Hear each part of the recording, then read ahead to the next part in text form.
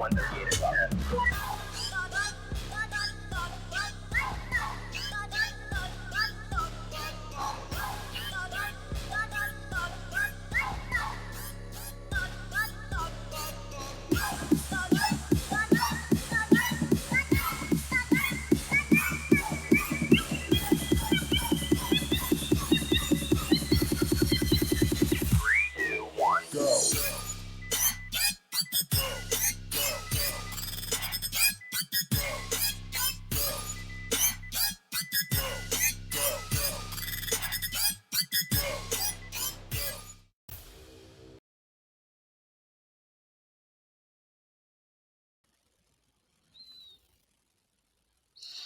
Well, hello everybody, and welcome to a nice little special edition here of Paranormal Guyz.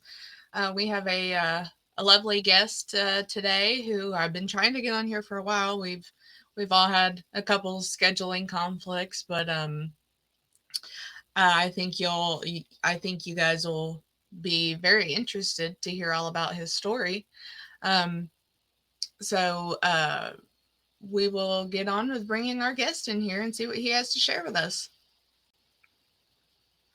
Hello, Hi. Sean. Hi there, Shay. Thank you for having me on. Looking forward to it. Thank you for being here and happy birthday. Thank you so much. You're very welcome. So I purposefully didn't look into a whole lot of anything because what Glenn had originally told me and what sold me on whenever he had first contacted you was that apparently you like run or own a haunted castle / mansion. So I was told. That's Glenn's version. It was haunted, but it was actually an arts venue. It wasn't a castle. Oh, Yeah. okay. I'm happy to go with whatever you fancy. But it's an Just arts a venue. castle art venue. It was an old building, a very old building, and I suppose that could be where the confusion comes from. Apart from a bit of exaggeration. Well, sometimes that's never a bad thing. Mm. So, was it like did you work there or what was the situation behind that? Well, in 2016, I was running this place here on the Sussex coast, and like I say, in this old Tudor building. So, the style was Tudor. We don't really know how old it was, but it was over 100 years old. And in the spring of that year, when we were having some work done to the place, some carpets pulled up and things like that, we started to have a good degree of poltergeist activity, which turned me from skeptic into non-skeptic. What kind of things were happening? The first iteration was when our assistant manager was upstairs taking up the carpets, and on instruction from me, as in like how we're going to improve this place that we just got the lease on, right?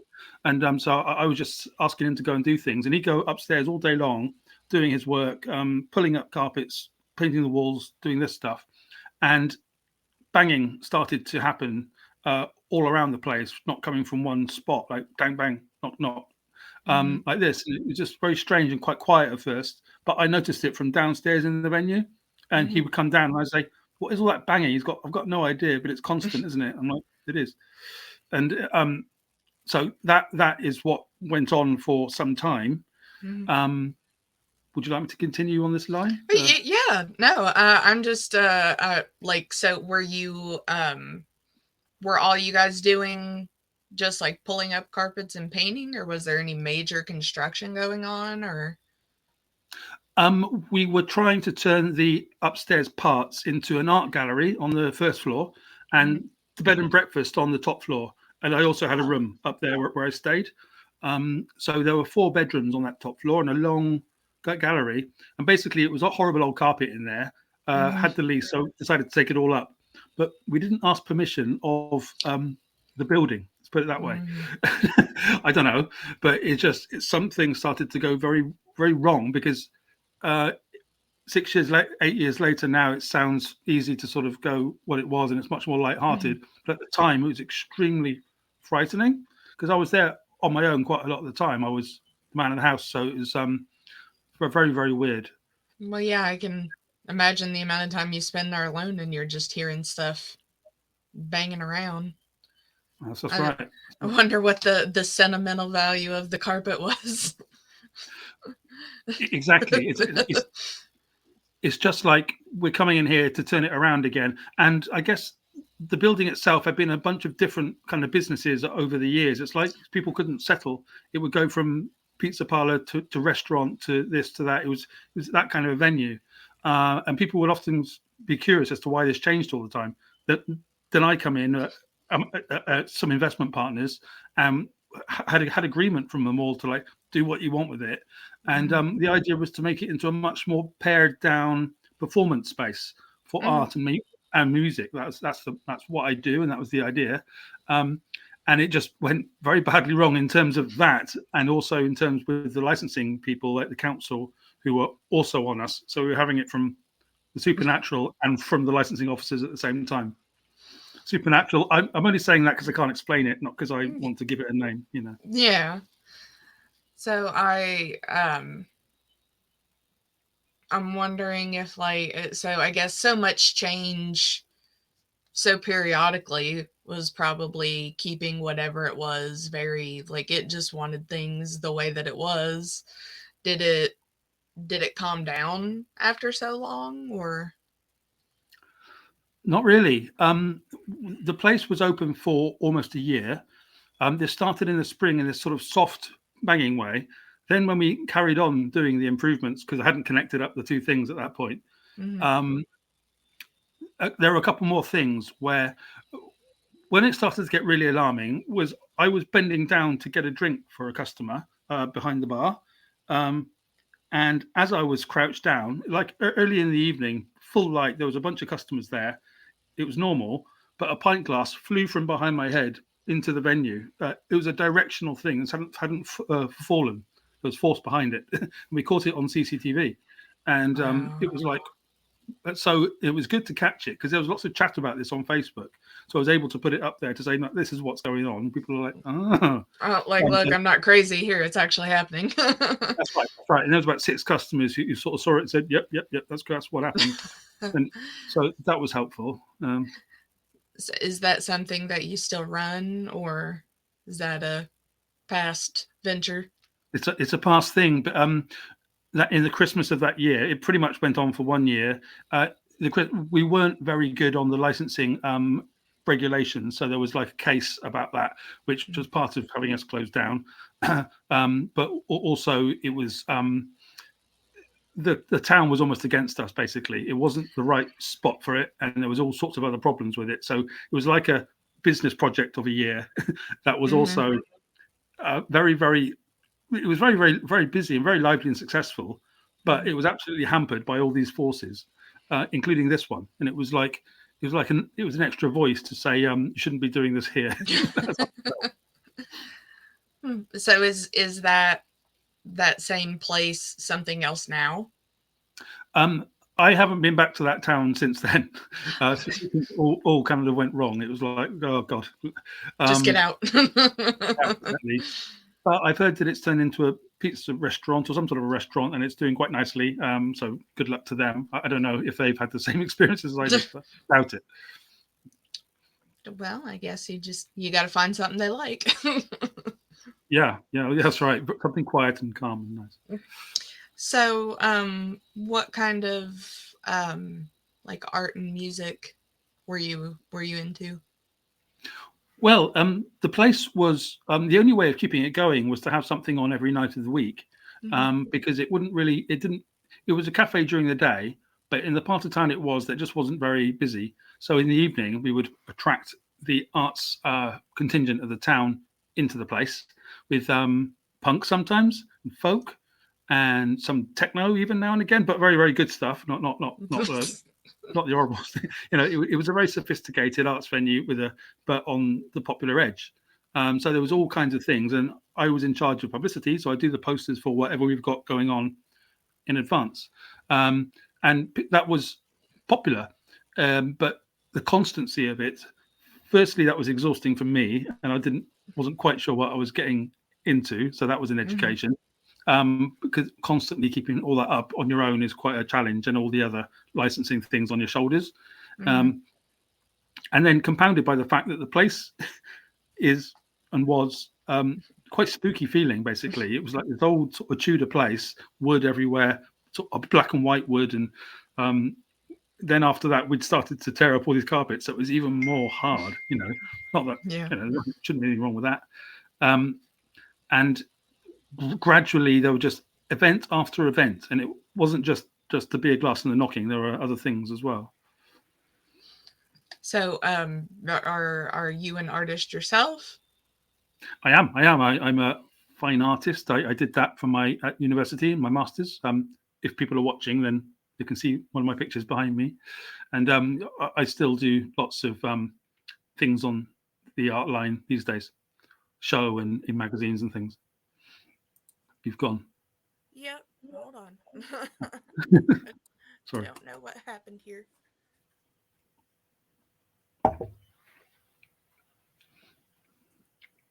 Oh, of course, there's got to be something. Thank God we're just recorded. We're not live.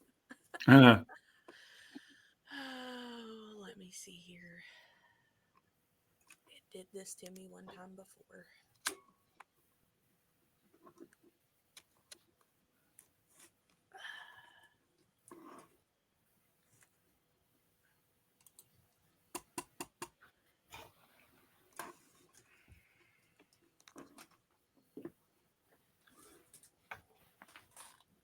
Oh, goodness gracious.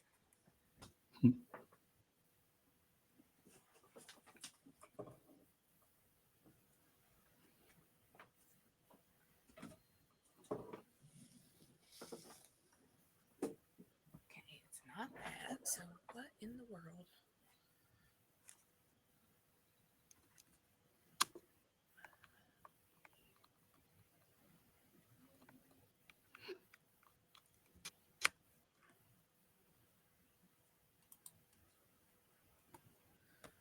Well, let me see. Okay, well, I guess we'll just use my regular camera then and not worry about it. oh, is that different? Yeah, I have like a nicer quality camera, but we'll just use that for now and not I'll figure out what's going on with it later. Cool. But so what particular type of art were you into? Like just the type like the more abstract like you have behind you? Um, there were some abstracts, but the idea of the place was to attract the interest and the talents of the towns. So we opened it up to people who wanted to show with some objectivity to it. So Mhm. that was all over the bottom venue with the music going on too, and eating and drinking as too. And then this exhibition gallery we opened on the first floor was then for specific exhibitions. So of a certain local artist would have his or her thing in there for like a month, and we'd change it over. We Mhm. had had a bunch of those over that year, and it was good fun doing that. All Well, kinds of different art. I mean too like you specifically, like what all different types of mediums. Me. Yeah. Oh right, yeah. Yes, I tend to do these abstracts like this, very big kind of color abstracts. But I've also got a thing about doing the portraits of controversial people in culture. So I've got portraits of Johnny Depp and Christopher Hitchens and Lawrence Fox, people like that, which I just have a compulsion when I see their stories to paint them. So I tend Huh. to build up a catalogue this way, and it's just something that I've kept doing into this age. But I've got the abstracts going on as well, so I've got all these different things in my art.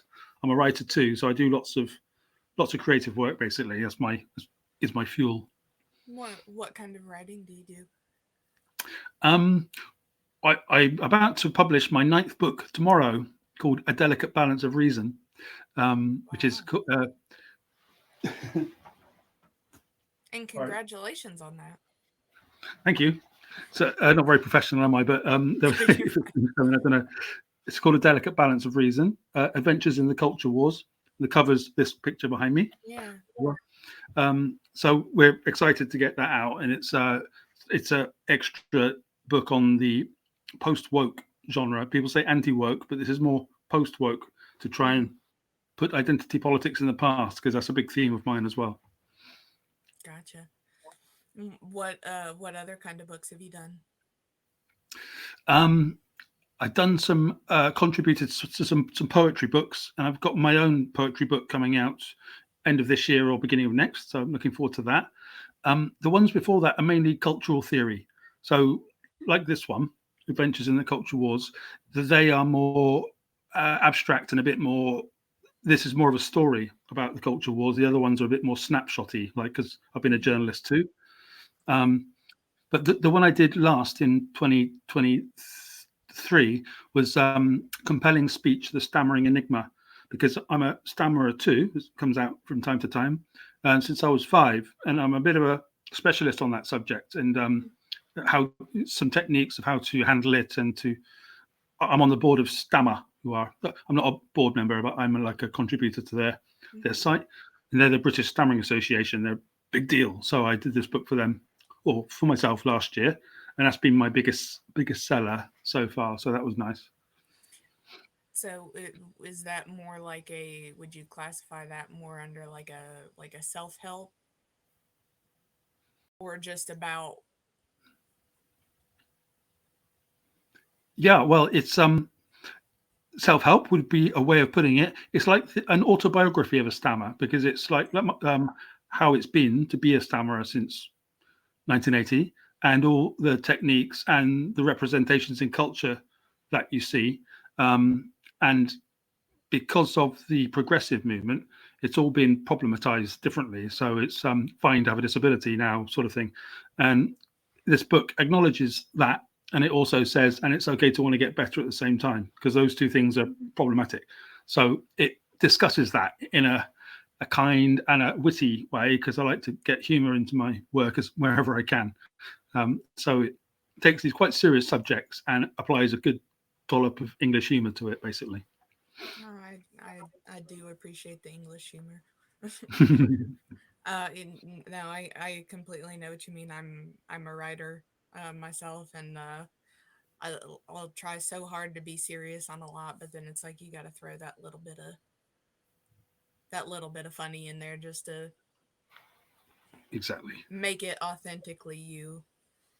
What's the point otherwise? Absolutely. Right, exactly. So, you have your master's in fine art. Hmm. Yeah, I did that in 2003 at the University for the Creative Arts, it's now called, here in England. And I was there for 6 years. I did foundation, as we call it, and then the degree itself, and then a master's afterwards. I was doing video art mainly, and cultural theory too. Mhm, But I did abstract painting in the first year, but dropped it then for years and years until I got back to it around COVID, the lockdown time. mhm, So these things don't leave you; they kind of hibernate and they come out later mhm. on. It's a good thing about being a creative, isn't it? It comes out Yeah, when it wants. yeah. And it's funny. I was telling Kyle the other night.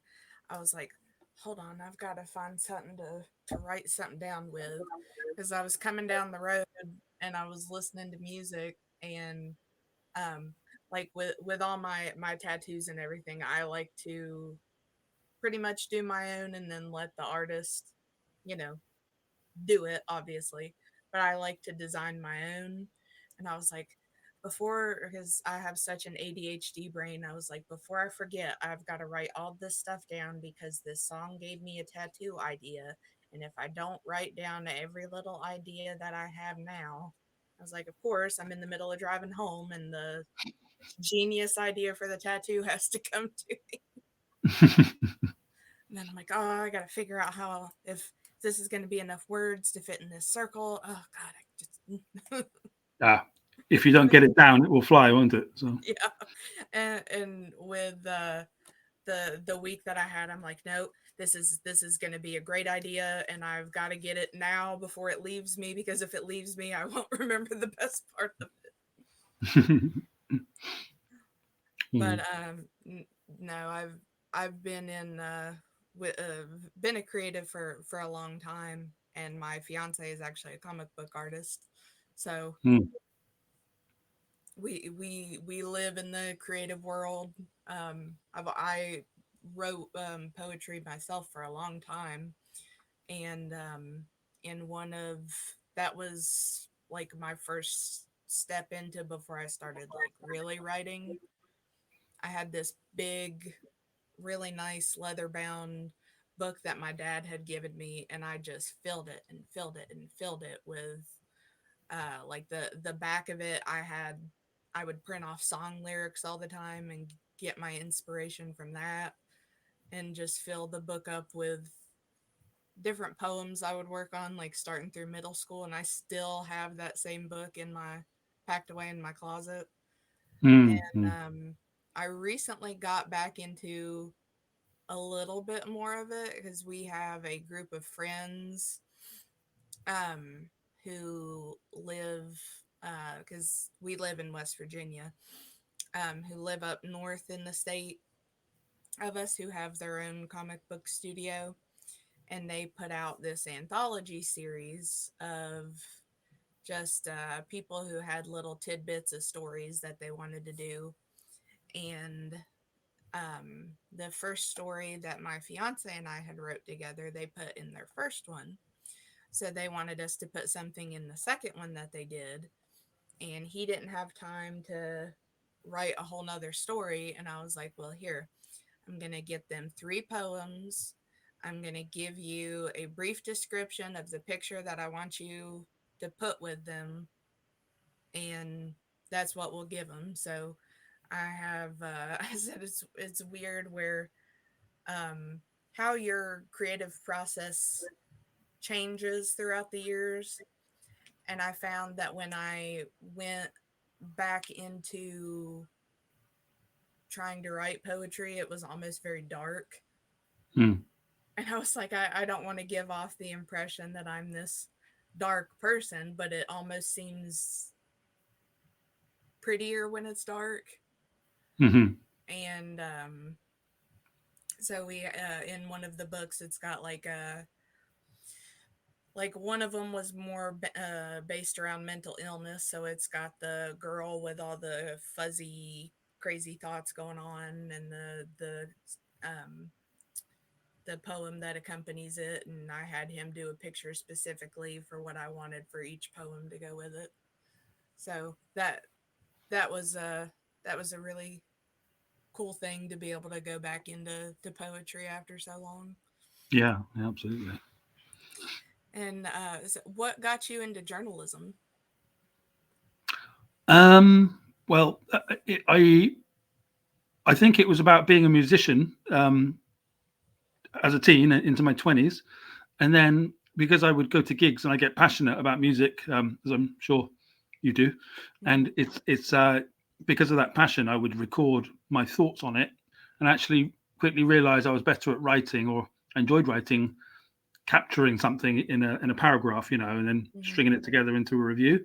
I liked it, and then I did a review of David Bowie's The Next Day album when I was living in Istanbul, and the local Time Out. Um, I sent it to the editor there, and they loved it, and they published it. And I thought, right, if I can be the guy that does brings David Bowie's The Next Day to Turkey, then there might be something in this. So I just continued to do reviews, and I started to write for various indie zines and for the Louder Than War, which is a big magazine here, which I did for a couple of years in the uh, 2010s. So So that's was the it journalist magazine. basically all like music related? Yeah, I mean, up until about 2018, it was usually about music, and I still do a little if I get turned on by something. But then I got into culture war type things Mhm. with the ramping up of all that in the media. Things went You over, and almost don't you almost don't have a choice but to. respond to it. Be put right Exactly. there. The cancel culture stuff is interesting and not entirely wrong, and so it's ambiguous. So there's lots of things to play with as a writer and artist. And I'm not a binary sort of good bad type person, or Mhm. so it's like I prefer to explore what's going on, and so that's what this I, book's all about. And that's what I've been doing I since. I can appreciate that because Mm. it's like I get this, but I get that, and it's just I'm just gonna be Switzerland here in the middle, just Yeah, yeah. There's taking not in enough both people like sides. that. That's completely it. And the media and the social media relies on people being right in the outsides talking insanely, and for people like you and me to actually talk this way, there is the podcast revolution, and that's why it's so popular now, because Hmm. you actually get normal human sense, whether you're from Hmm. Britain or America, Hmm. talking, and that's but that's not entertained in the mainstream media. So this weird place of where we are in culture. Well, and it could just be, personally where, like where we stand on that of just being in the middle of like, we can understand their side and their side, but I find it a lot more interesting to listen to the people that are right in the middle that have, you know, like, well, I get this part that they have, but this part I don't agree with, and I enjoy seeing the people right in the middle that are, I guess the word would be sympathetic to both sides Yeah, rather than, listening to people argue about it. yeah. It gets very tiring, doesn't it? And sort of Yeah, it's exhausting like stuff. And it's been 10 years of this now, and they're confused as to why the TV doesn't have the viewers anymore that it did. That's because they want to go and watch Joe Rogan quietly ask people questions. That's why. Yeah. And and act like a crazy person sometimes, but well, indeed, but they it's all do at but some point. it's but it's it's amusing, and I can just appreciate being that sympathetic to both sides, and I don't understand why they wouldn't think that that's interesting, because I like personally, like for my best friend, we have two different views on things, but it's like I would love to see more of, she can appreciate and see why I look at things the way that I do, and I can appreciate and look at things the way that she does, even though we don't fully agree. But it's like, why can't more people have that conversation of just like, we can agree to disagree, and that's fine. I'm not going to Mm. try to convince you or try to get you to change your mind on the way that you look at things, but we're cool. We don't got to fight about it. It's fine. That's so admirable, and it's so rare. Well done. I don't even have close members of my family. Not that I don't have them. I have them, but that we're much more distant than we were 10 years ago, because when you start to point out the problems of extreme progressivism or extreme conservatism, one of those two gets angry. And loads of my family are in the progressive camp, and I'm just not that place. I'm in a centrist. I call it centrist, but in Britain, when you get called a centrist, actually they mean far right. So it's so bizarre, and it's so annoying, because I believe in biology and science, Mhm, but I love art. That's my mhm, main thing in life. There's loads of us like that, but no one actually says it anymore, because in the media everyone's too craven, and they've got loads of bosses and things. Great thing mhm, about podcast world, it's not about bosses, it's about telling the truth. It's great. mhm. And just, it's another form of expression too, of just, two people from Different continents. different continents, just, like, we're just here to have a good time. Mhm. Exactly. We're just like, it's just the hate and the anger and all that just gets so tiring, and I'm like, this, y'all need a hug, because Well, Everyone needs to take a chill pill. I agree. The thing about culture, though, is that it's going to come around to these kind of things. And once we've Mhm, had a bunch of that, people will get bored of it and they'll go to something else.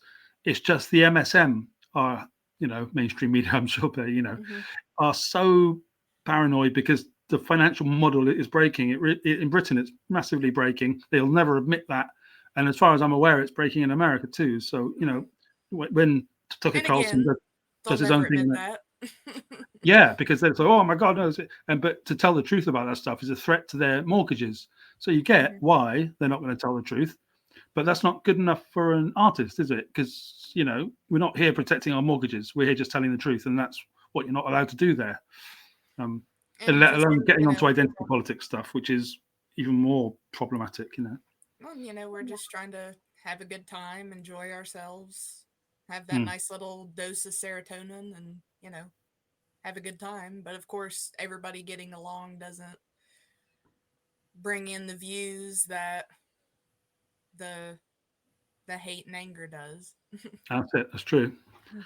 We can try though with certain little angles of stuff, which they can clip Yeah. and then go. Did you hear what Sean said? No, I didn't. I Yeah. didn't say that. Yeah. They'll they'll manage to take it somehow. But Mm, no, I can really appreciate that there are more people out there like that, of just, like I said, I'm just Switzerland. I'm just here to do yeah. me. But I'm interested in I'm very interested in your music side of things. What kind of music do you like? Mm, well, I like everything we're in Spotify world, and I love that. Well done, Hmm. Daniel Eck. And so it's great that you can have your own playlist, and that I come from the past of the vinyl albums and cassettes and everything else that we love, but I've actually got used over the last 15 years to the wonder of unlimited music, because you don't have to listen to all of the 15 million songs. You have your own, and it's like once you realize that, you can chill out a bit. And it's And even funny, me at 28. I'm 28. It took me till the last 5 years before I could be like, okay, I don't have to have all of my music saved on my phone. I have YouTube, right. I have Spotify. I can just look it up whenever I want. I don't have to have it all saved here. Well, we get used to everything, don't we? And one of the really interesting things about that is that we've gone to accepting it, like you mentioned, from the business model before of owning the thing of the artist. And there's nothing wrong with that. But I've also realised how much of a massive marketing exercise the last 50 years of rock and roll have been. And like, right, okay, now I see. Now it's still that. It's just in a slightly different way when no one owns anything, and well, we never actually did in the first place. So, Yeah. but if you have an actual record that you actually loved, the thing itself, that is a work of art, and it can be on your wall as much as anything else, and it should be, because loads is invested in that, and that's a beautiful thing. And and that's, even if there were 80 million copies of Michael Jackson's Thriller Soul, which is the figure we always come up with, Mhm. your copy of that you loved on the wall is a work of art. I really Mhm. like that about music. Answer to your question, it's not Michael Jackson that I'm mad on, but I'm into art rock. I love Motown, uh, but it really is mixed. I love classical and hip hop as well. So special artists I'm into: the Flaming Lips, David Bowie, Holst, things like this. That's my kind of fairly colourful stuff, I'm afraid. Yeah, I again very much know what you mean on that. I'm very partial to like 80s rock, because that's what I grew up listening to. But when you were mentioning like that, your favorite album up there is your piece of art. I My favorite band is Shinedown, and I've physically bought all of their albums except for their latest one.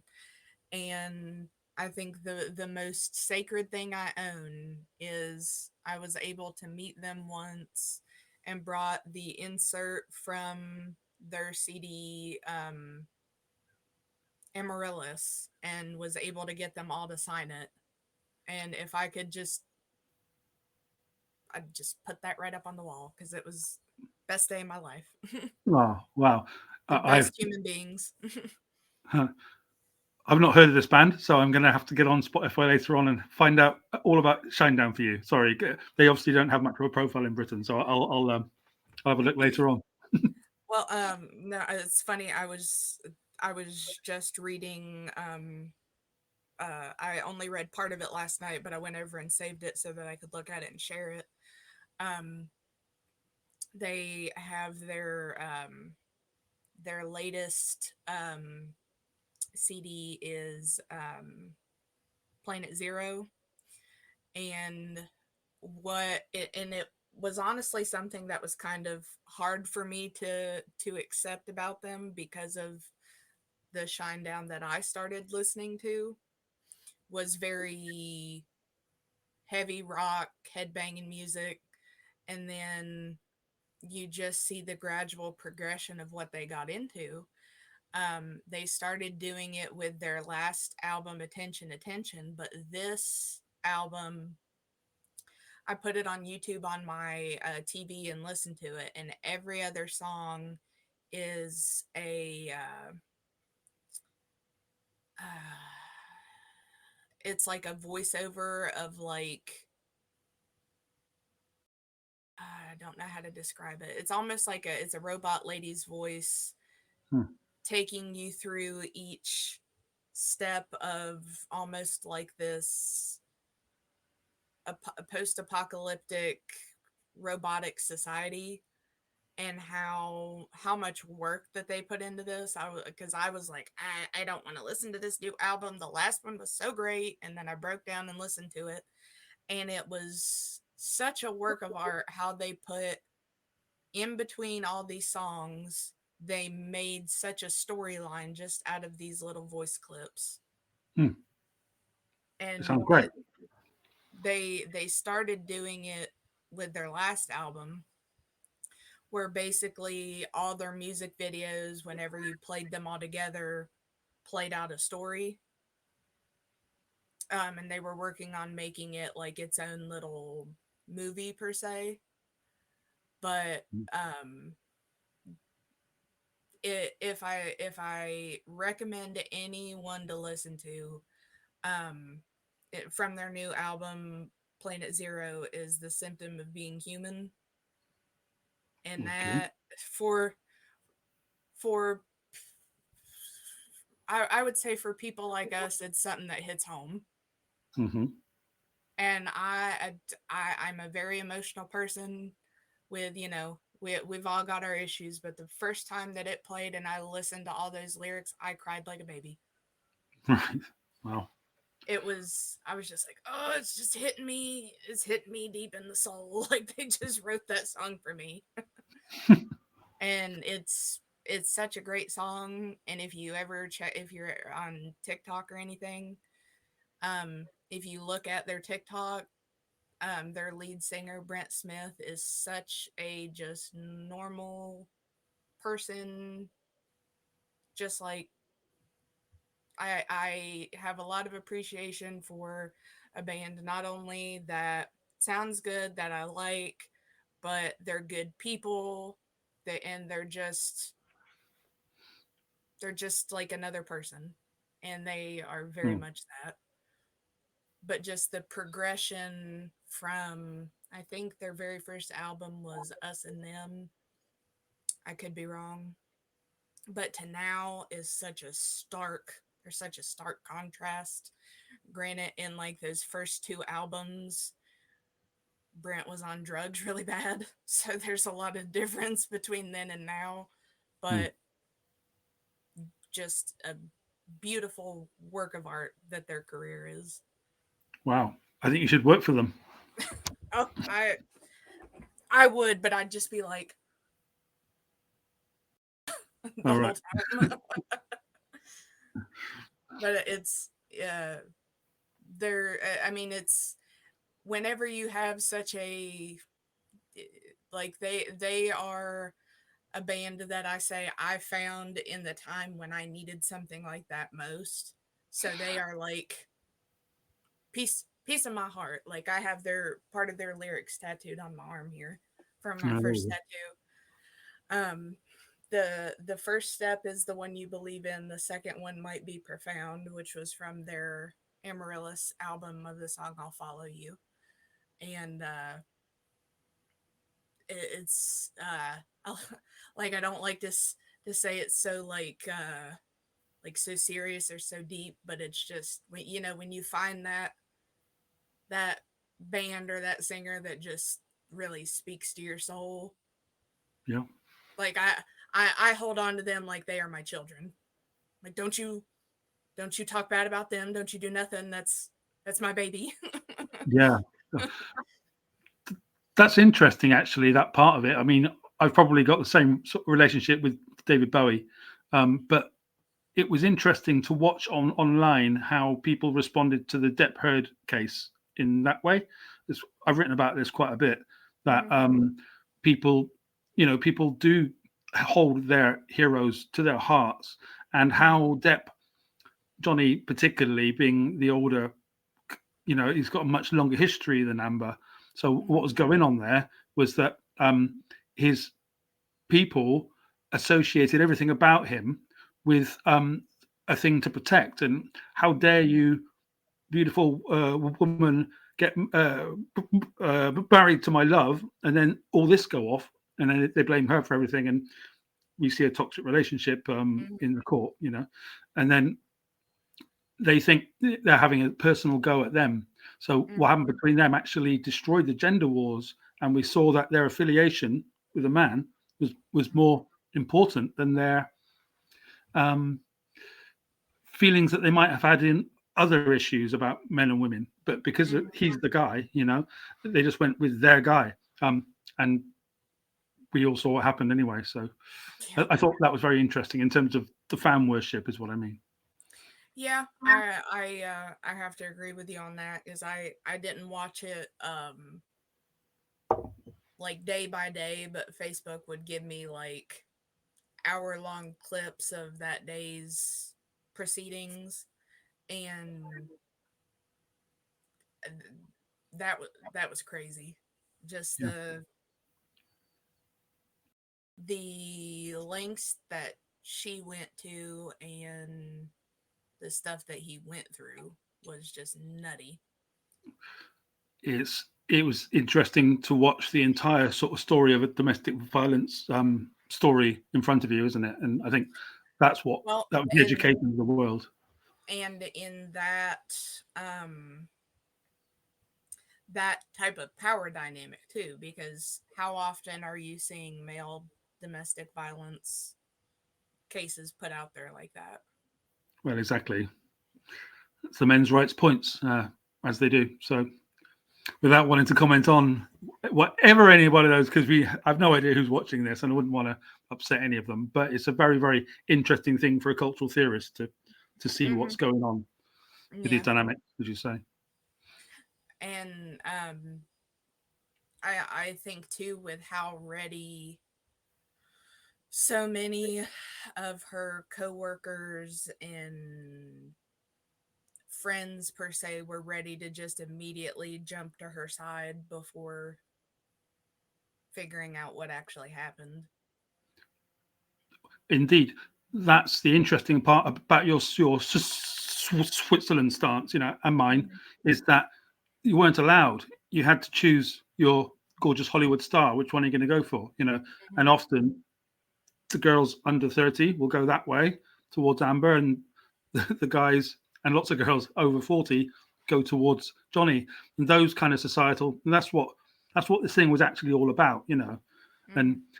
but that part of protecting your guy, it was Mhm. interesting how that can stretch off the TV screen and into people's lives, Mhm. and then they start to tear each other to bits for years and years on X. It's like Mhm. it still goes on now, and it makes me go, he's trying to get on with his Nothing life. else to do. Well, I wonder. Who knows? It's a job for many, of course. There's that too, which shouldn't be forgotten. No, and I know personally for being I I feel like the last several years have definitely shown us that even those people that you think aren't going to do that will definitely do that. So I was coming into the whole thing like, God, I love Johnny Depp. Please don't let this be. Please don't let this. But the past couple years, I think have shown us, of course there'll be people out there that disagree, but if that's the type of person that they're going to be with things, and you got to let them be that.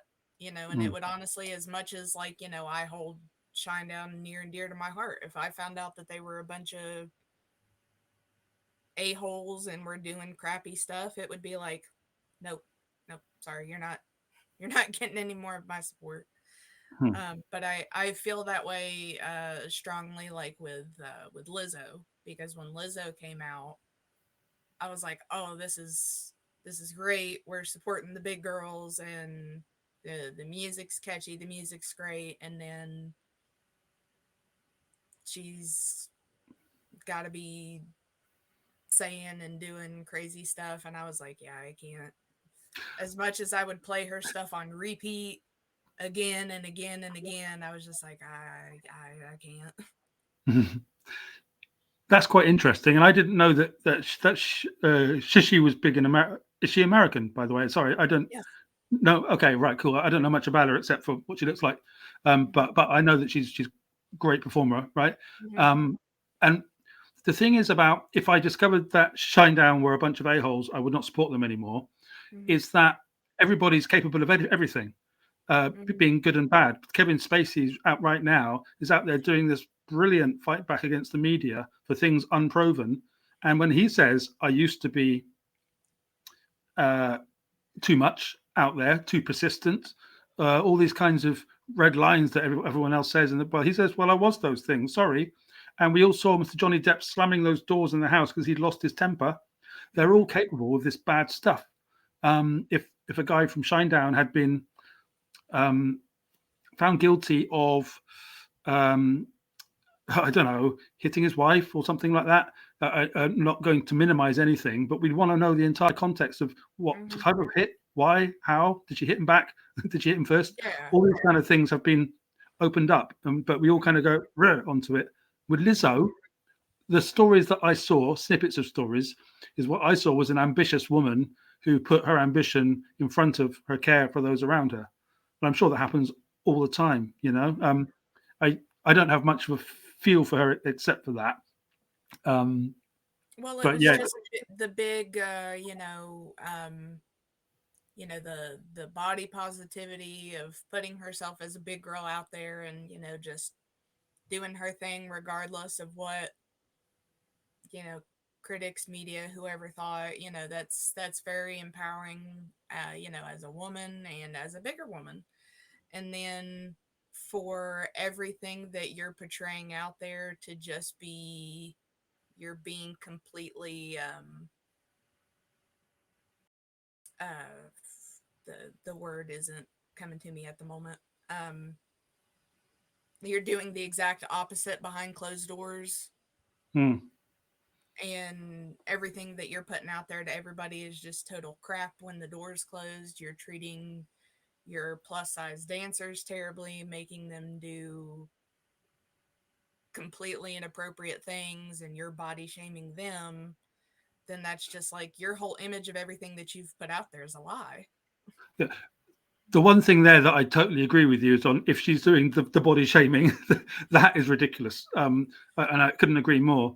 It's but if she's a big girl being a bad person, well, that's no problem at all because being a good or bad person has nothing to do with being big. Lots of big people are awful, and lots of thin people are. So it's like people, if a person goes out with a certain representation, Puff Daddy is right now in, oh dear me, in the big time press, and let's not even go there right now. Yeah. But it's like because he's black. OJ Simpson just died recently, didn't he? And it's Mm-hmm. like I forgot with that story about how much about black and white that it was. And lots of people in the black community says, we know he's guilty, but we don't care because he's black and we got off. That's more important. Like, no, it's not. The due process is more important. Well, So with so that sounds very similar to everything going on with R. Kelly as well. right, yeah, yeah. That's that's a tricky area with the Yeah. false allegations world, which I also write for, is that there's lots of people protesting his innocence or relative innocence because things are so easily exaggerated now, as we're Mm-hmm. hinting towards, isn't it? And so, how much of that exaggeration? And it's almost like, how to put this delicately, but I'm sure it's the same for both our countries. Things within the black world, the black diaspora, operate slightly differently from things in the white one, or I can see it very differently in terms of um, acceptability, being, there's loads of homophobia, or the fact that they just don't even acknowledge it generally, and it's a kind of they never go there. They never go with these intersectionalities. And I know it's unusual for two white people to be talking about it, so I won't go on about it too long. But these cultures are different in how they treat things, and that needs to be talked about Mm-hmm. more in the media too. After the Black Lives Matter was exposed as people buying mansions all over the place, you're just like, oh, just to even scratch the surface of that one, by the way. Yeah, I don't. Again, Switzerland. Particularly for that stuff in your country, I know it's incredibly delicate there. I know it is. Hmm. Well, I would imagine it's probably equally as delicate there as well. It's or maybe people aren't as touchy. Um, Britain is 85% white and 15% minorities, and in those 15%, 5% are black. Um, the rest are mainly Asian. Those are the stark practicalities of our stuff. The culture war right now is much more with Islamic issues because of what's going on. It's been going on for years, and that is where all of the laser focus is on the rights and wrongs. From time to time, the black thing comes up with stop and search, because the problem is that crime, especially knife crime, is much more common in the black community. So they get stopped and searched, and the Conservative government wants to push that more because that's where the crime is. But the black community goes, why are they picking on us? Well, it's because they want to. That's what the stats are indicating. So that debate keeps going all the time, Mm-hmm. because we're trying to get that knife crime down, and these people tend to live in the middle of the big cities, so they get lots of the media attention. Mm-hmm. So I think it's slightly different from the American experience, where you have the melting pot, which is how it was designed, right? And we don't really have that. We have a white indigenous population who are trying to do the best with multiculturalism, and we're failing big time right now. And who knows how that will change, or you know. Yeah. I didn't realize that the percentage was that different over there. That's it, and that's what the media is not going to tell you, but we can. So there you are. um, I've got to ask because it's something that I've been watching on Reddit like crazy, and I ask because with you being from over there, um, what are your opinions on everything going on with the royal family right now? Oh, which part exactly? You can Harry and Meghan, or Uh, well, I had done a good bit of look on Reddit because I the conspiracy area of Reddit kept coming up with where Kate Middleton hadn't been seen since like October of last year, mm-hmm. and then now apparently they're uh I believe the last thing I read was that like where I think was it Harry was in the Air National Guard or something, and they ended up giving the award to William instead of him because he's not part of everything now. Right? Okay, that's essentially the information I've got as well. Oh, okay. Um, but it's okay. I come uh, from a leftist place of not being interested at all in the royal family, to the last sort of 10 years where I definitely understand the value more. And as I know the history of the whole thing, I see it in a historical context. I believe in people being good enough for the job and not the hereditary bloodline. However, Mhm. The royal family exists and it has its value. And I've grown up with Harry and Wills, of course, and Charles. Mhm. So I kind of like sort of Charles on a human level, and then there's the Diana stuff. And then what's fascinating with Harry and William is their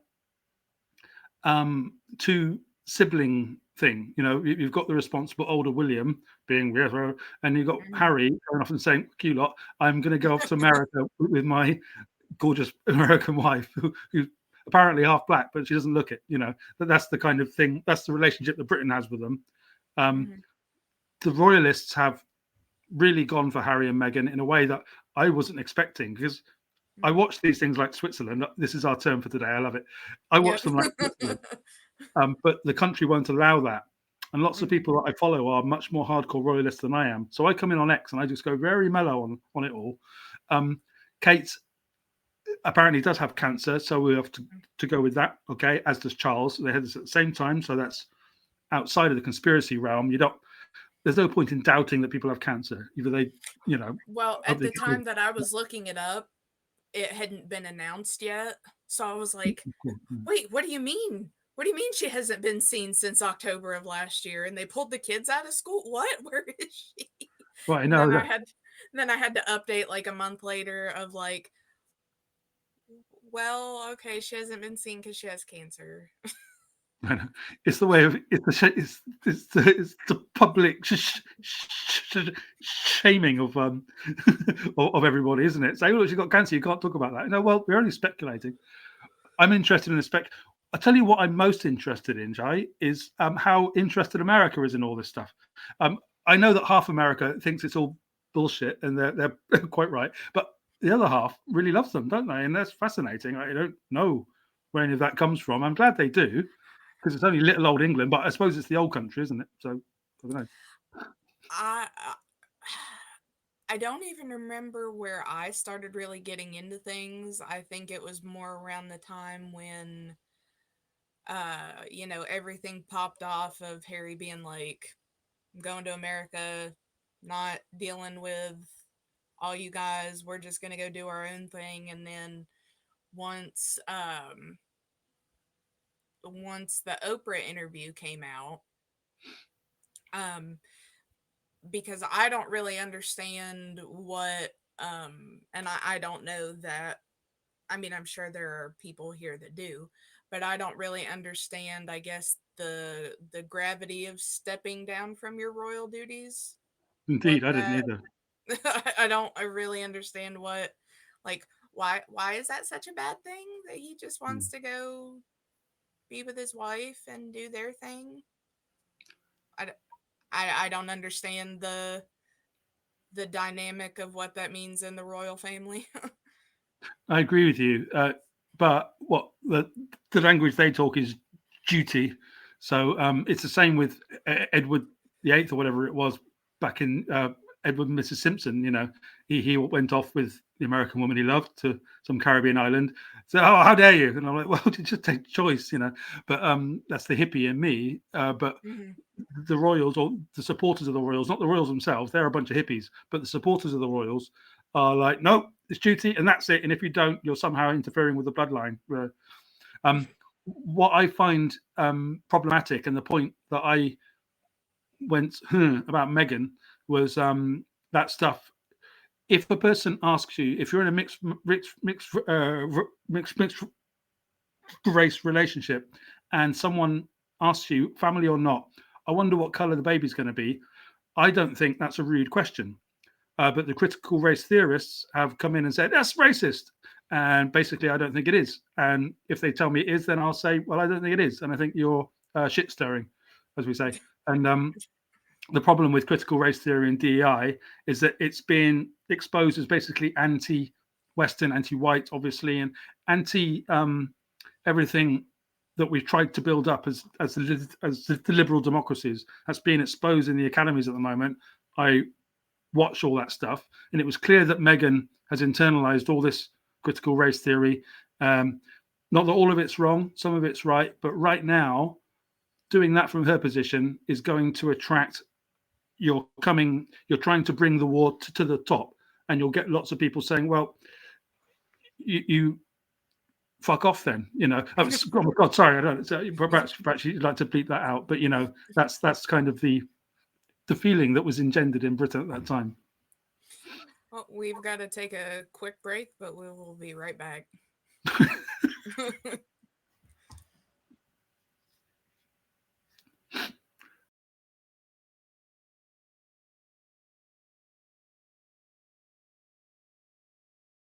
When you get the notification, Para or Normal Guyz YouTube is live.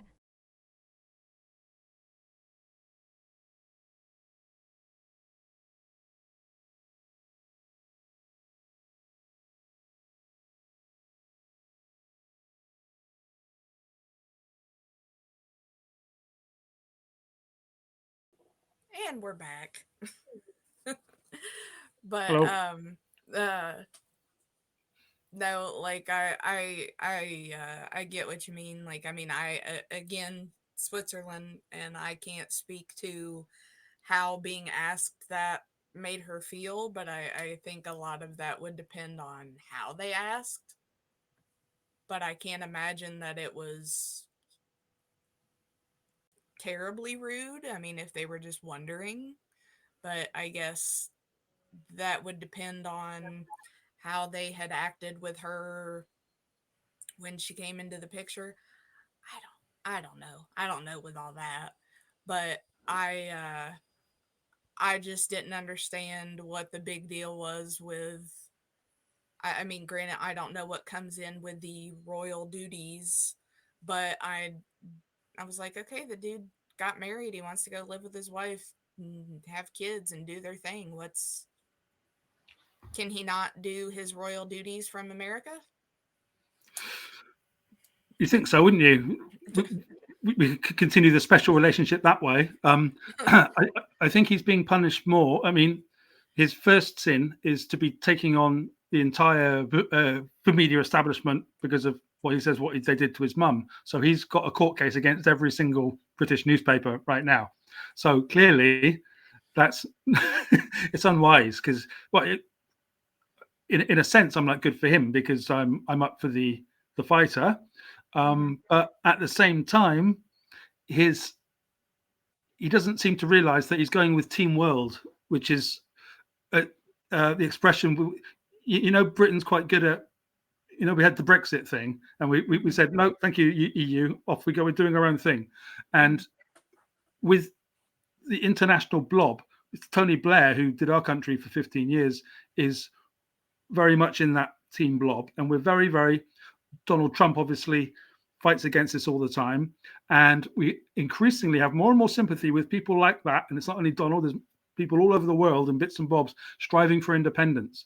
Mm-hmm. Harry doesn't realize that he's on the side of the blob. He's not on the side of the independent, and so, but he thinks he's like doing the right thing and stuff. It's only because he's hurt by the press intruding on his what he sees as his life. And he's ginger, and those people are always much more angry forever about everything. So you put those two things together, and you've got Harry in front of you.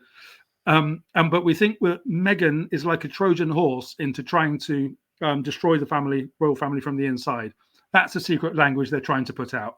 And is she? It's not going very well if she was. And she's obviously gone back to America. So. Well, and they're just like, all right, well, you guys go do your thing. We'll do our thing. So. There's a suspicion that he's probably going to come back after it's all gone wrong, and she accuses him of something and gets like millions of quid off him. And he'll say, "Sorry, can I come back?" And everyone's be like, "No, okay." So that's the reality of the media is there, but he's a tough SOB. So let's see what that. I'm looking forward to his Prince Henry VIII, his Henry VIII phase, where he comes back as a massive sort of crowned, sunburned madman. And comes back to Britain that way, and then see what he starts to do. At the moment, he's all a bit sort of, woke is the word. I'm looking forward to the post-woke Harry. Let's see what that turns into. He'll just come back trying to storm the gates, looking like a madman or something, and make a change, wouldn't it? Get the old style back into 21st century Britain. It would be exciting. On the front page of the Sun. But yeah, I just don't get it. I don't understand what's so important about it. But I mean, I guess a lot could be said for the same thing here. But I can only relate the two as like presidential family, royal family. That's the only two things that I have to like that I can compare it to, and I wouldn't imagine that we would look at it so harshly. But I could be wrong. And they just seem like they're being pretty harsh about it. They're being particularly harsh about it on the two fronts of him having the audacity to take the papers to court en masse. That's probably the first time that's happened, and they're saying, no, we haven't told any lies, and we're allowed our freedom of expression. And the Meghan being like a Trojan horse in, they're also using that as a way to have a chip as well.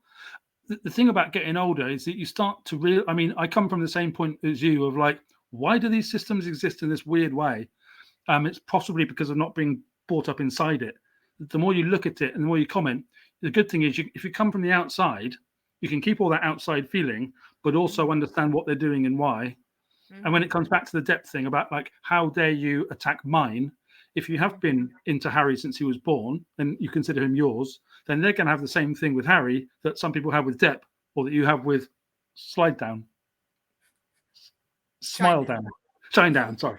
So, you know, all those things about the thing that you care about, it's the thing that will be exploited and the thing that you will die for. And the press knows that. The press is this amoral. I mean, I hate and love the press, and I'm an ex-journalist, so it's like I know I've been on the other end of them. I know exactly how they work, and it's not good or bad. They just anything that's interesting. That's the only thing that matters. Once you get your head around that, you're much more fireproof. And Harry doesn't seem to have got his head around that. He wants to be seen as a decent man. Kevin Spacey's coming out right now saying, "I want to be seen as a man of good character." I mean, you're an actor. Actors aren't supposed to be of good character. You're supposed to inhabit other characters. It doesn't matter what kind of a person you are. Johnny too. You know, you just act. You don't have to pretend to be some wonderful human being. And everybody's complicated. That's the kind of humanity I want to get back to. Everyone's complicated. Yeah, we're just people. Yeah. People make mistakes. People do stupid stuff. It's life. That's right. That's right. And that's the good thing about kind of Christianity, which I don't massively. It's another system, right, which exists out there. But cultural Christianity comes out, and forgiveness is really, really important inside that. And the older you get, the more you realize why. Because otherwise, we're all the eye for an eye stuff. We're all dead. So you've got to go past that in your life into other things. Yep. And I feel like that's probably a good note to end things on, with a positive.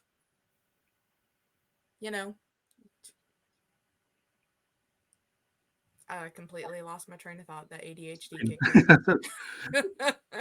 But just on a positive note, we're human. We make mistakes. We're all going to die in the end. Learn to forgive people. That's right. And then those people that die then kind of turn up in an arts venue a few years later and get angry about the work being done. And there you are. Just make sure it's good carpet. Absolutely, yes. We'll see what happens. And on a funny note of something I went over last night, and if you plan to be reincarnated, don't do it in China without someone's consent, because that's illegal. Really? Wow. Taking consent laws to new places. Our Misfit show last night, Banned in the USA, I was going over weird things that were banned, and that was one of the China has some weird banned things, and it was reincarnation without consent. So Don't do it. So they've got TikTok, but you can't go and burn someone without asking them. See, what can you do with China? Yeah. Just at the end of the day, be a good person, because we're all going to die. Try our best, don't we? Yeah.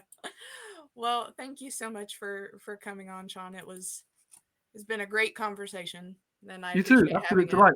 I'm going to go and check out Shinedown now. So well done on that. All right. Well, let me know what you think then. Will do. Now, is there anywhere that people can find you if they want to keep up with what you're doing? Yes. If they want the news, come to my X platform because at my name here, Sean B. W. Parker. They can keep up with all the stuff there. If they go to Amazon, they can pick up a copy of A Delicate Balance of Reason, which is an extended 250-page version of our hour-long chat here. Basically, it's a pretty good way of putting it. We've really covered loads of the points in this book here. Yeah, I will definitely have to be checking that one out. Great. All right. Well, make sure you keep in touch, Sean. I had a great time talking to you, and hopefully we can have you back on sometime. Love to. Be great. Hey, thank you so much. All right, and thank you, everybody. We are out of here for today. I hope you enjoyed all that.